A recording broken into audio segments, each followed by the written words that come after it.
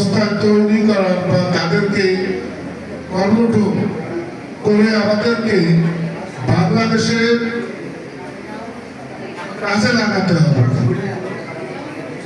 এই চিন্তা ভাবনা সর্বপ্রথম করেছিলেন আমাদের প্রয়াত রাষ্ট্রপতি, মহান স্বাধীনতার ঘোষক শহীদ রাষ্ট্রপতি জিয়া রহমান। আর আজকের যারা এখানে প্রশিক্ষণ নিচ্ছেন তারা অনেকেই জানেন কিনা, 2001 থেকে 2006 সালে পর্যন্ত যখন বিএনপি ক্ষমতায় ছিল, এই অঞ্চলের মানুষের আস্থা এবং বিশ্বাসের ঠিকানা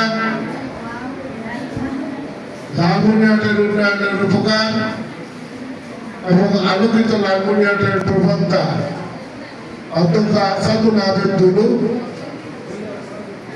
উনি তখন ত্রাণ উপমন্ত্রী ছিলেন। উনি বাংলাদেশের প্রধানমন্ত্রী আপসের নেত্রী মরম খালেদা জিয়াকে লালমনিরহাটে এনে এই যুব উন্নয়নের ভিত্তি প্রস্তাব করেছিলেন, এর উদ্বোধন করেছিলেন।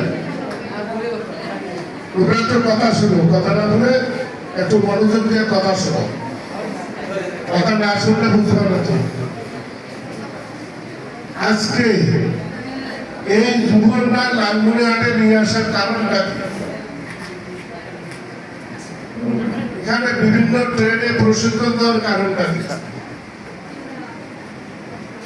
আমরা চাই আমাদের যে যুব সম্পদ রয়েছে, যুব এবং যুবতী,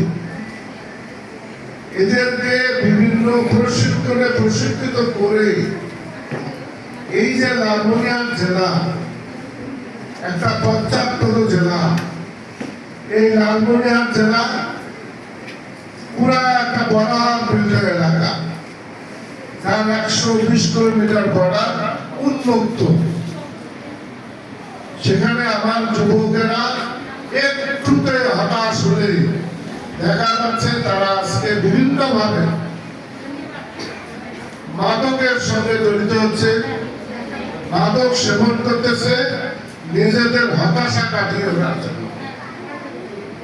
কোনদিন মাদক সেবন করে বা অবৈধ পথে ইনকাম করে কোনদিন কিন্তু নিজের ভালো হবে না, উন্নত হবে না। সেই কারণে আমাদের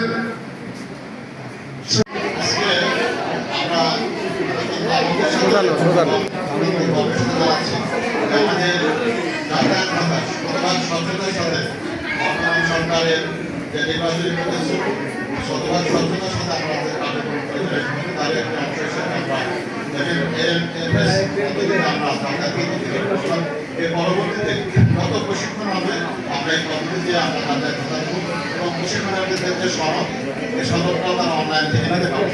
এখানে অফিসার আছে, এখানে আজকে 12 আগস্ট আন্তর্জাতিক যুব দিবস, আজকে 12 আগস্টে আন্তর্জাতিক যুব দিবস, এই উপলক্ষে আমাদের আধিকার বিতরণ এবং এই ভাতা অনলাইনের ভাতা বিতরণ অনুষ্ঠান আমরা আয়োজন করলাম।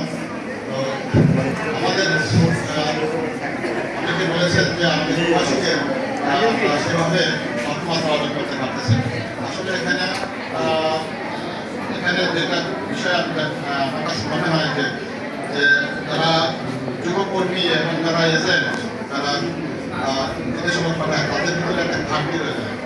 এখানে থাকা কয়েকদিন আগেই ফেসবুকে দেখলাম যে নেপাল থেকে মালয়েশিয়া যাচ্ছে, দেখা যাচ্ছে যে 3,000 4,000 টাকা দিয়ে, কিন্তু অথচ আমাদের এখানে প্রায় 10 গুণ বেশি টাকা লাগে। সুতরাং এখানে মানুষের গভর্নমেন্ট বলতেছে যে এই ঘাটতিটা কেন হচ্ছে? ঘাটতিটার কারণে আমাদের প্রতি মালয়েশিয়া সরকারের প্রতি মালয়েশিয়া সরকার আমাদের সম্পর্কে একটা নেতিবাচক ধারণা করছে। নেপাল থেকে যাচ্ছে অল্প টাকায়, বাংলাদেশ থেকে বেশি টাকা যাচ্ছে। সুতরাং এই বিষয়গুলো আসলে নীতি নির্ধারণ পর্যায়ে আমাদের ভাবতে হবে। আর দ্বিতীয় বিষয় হচ্ছে যেখানে অনেকে বলেন যে লালমনিরহাটে লোকজন যায় না, আমি এটা মনে করি না। তারা হচ্ছে প্রথমত প্ল্যাটফর্ম পাচ্ছে না 100% স্বচ্ছতার সাথে যখন তারা প্ল্যাটফর্ম পাবে তারা অবশ্যই বিদেশে যাবে।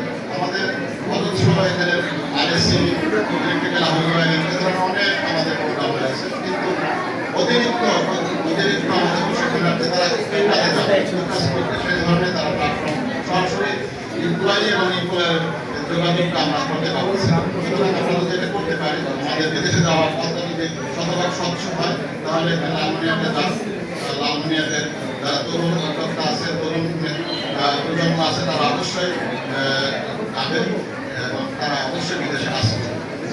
এই যে পদ্ধতি চালু হচ্ছে মোবাইল ফিনান্সিয়াল সার্ভিস, এটি কিন্তু একটি যুগান্তরের পদক্ষেপ। এটি সারা বাংলাদেশে চালু হচ্ছে। আমরা অতীতে শুনছিলাম যে প্রশিক্ষণ হয় টাকা পান না, বা টাকা নিতে গেলে এখানে আসতে হয় পাটগ্রাম মহিলার থেকে। এখন তো এটি বিকাশের মাধ্যমে বা কোনো অ্যাপসের মাধ্যমে পাবে না, এটি একটি সরকারের ভালো উদ্যোগ। আরেকটি কথা, এখানে যারা প্রশিক্ষণ করেন তাদের মধ্যে কিন্তু নতুনত্ব পাবে না। আপনারা প্রশিক্ষণ করে চলে যান আর বাকি কিন্তু আমরা কোনো অ্যাক্সিডেন্ট দেখি না, মানে ধৈর্য কম। যে কোনো কাজ করতে গেলে সেখানে লেগে থাকতে হবে, লেগে থাকলেই সাফল্য আসবে। হ্যাঁ স্যার এই লাগার পর একটু ধরিয়েন তো।